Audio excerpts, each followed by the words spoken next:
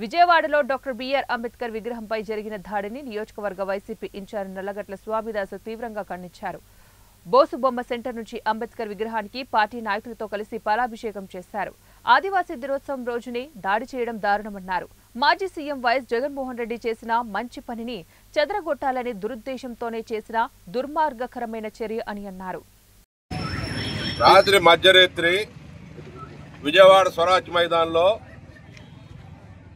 125 అడుగుల ఎత్తుల విగ్రహాన్ని డాక్టర్ బాబాసాహెబ్ అంబేద్కర్ విగ్రహాన్ని ప్రతిష్ఠించినటువంటి జగన్మోహన్ రెడ్డి గారు ఆయన చేసిన మంచి పనుల్ని చెడగొట్టాలని దురుద్దేశంతో ఆ విగ్రహంపై దాడి చేయటం, అక్కడ జగన్మోహన్ రెడ్డి గారి పేరుని సుత్తులతో మరి పెద్ద పెద్ద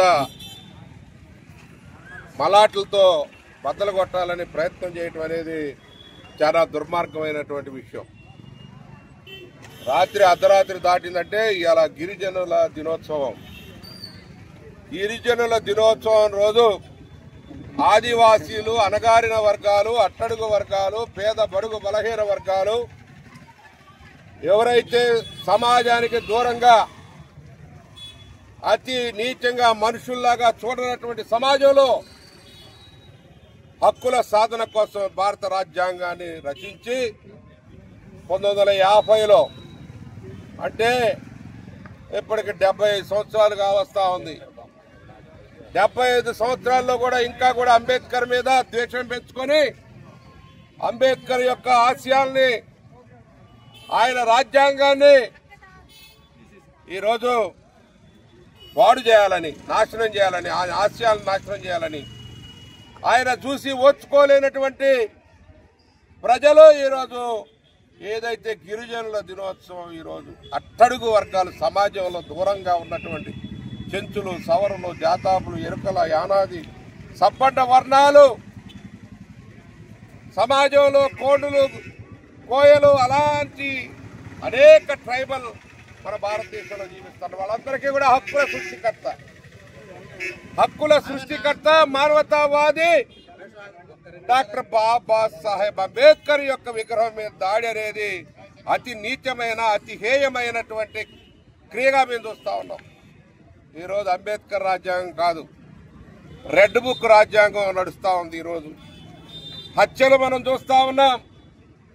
హత్యలే కాదు, ఆస్తుల విధ్వంసం, కక్షపూరిత పాలనా విధానాలు వీటిని విడనాడాలని చెప్పి మేము కోరుతా ఉన్నాం. కక్షపూరిత విధానాలతోటి మీరు పాలిస్తే ప్రజాస్వామ్యంలో ప్రజలు తిరగబడతారు. నిన్న బంగ్లాదేశ్లో చూసాం. మన బంగ్లాదేశ్లో చూసినటువంటి పరిస్థితి ఈ రాష్ట్రంలో, ఈ రాజ్యంలో, ఈ భారతదేశంలో తలెత్తకూడదు.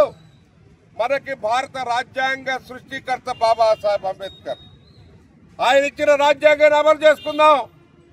మీ యొక్క రెడ్ బుక్ రాజ్యాంగాన్ని కాదు. ఈరోజు భారత రాజ్యాంగాన్ని అమలు చేయండి.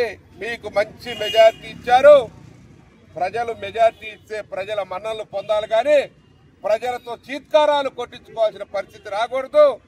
బంగ్లాదేశ్ పరిస్థితి ఇక్కడ రావద్దు. రోడ్ల మీదకి జనం వస్తారు.